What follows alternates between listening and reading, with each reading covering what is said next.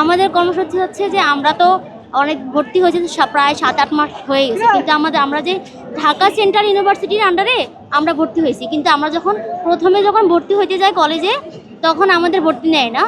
আমরা প্রায় 16 তারিখে যাই, 17 তারিখে যাই, কিন্তু আমাদের ভর্তি নেয় নাই গত 1 মাস আগে।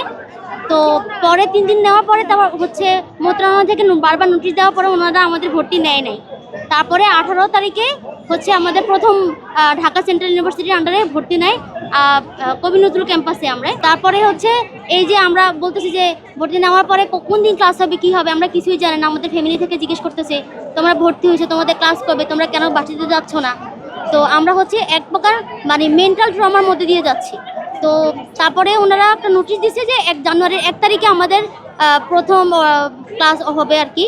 তো ওই দিন হচ্ছে যাওয়ার পরে কিছু টিচাররা বলতেছে যে তোমরা কোথাকার স্টুডেন্ট বা তোমরা কোথায় ভর্তি হয়েছো, তোমাদের তো কোনো পরিচয় নেই, তোমাদের এখন 7 কলেজের আন্ডারেও না, ঢাকা সেন্ট্রাল ইউনিভার্সিটিতে এক পর্যায়ে এই আর কি সমস্যা। এখন আমরা মনে করি যে এই সবগুলো সমস্যার সমাধান একটাই, সেটা হচ্ছে আমাদের অধ্যাদেশ এবং আমাদের বিসি নিয়োগের মাধ্যমেই আমরা কেবলমাত্র আমাদের সবগুলো সমস্যার সমাধান করতে পারি।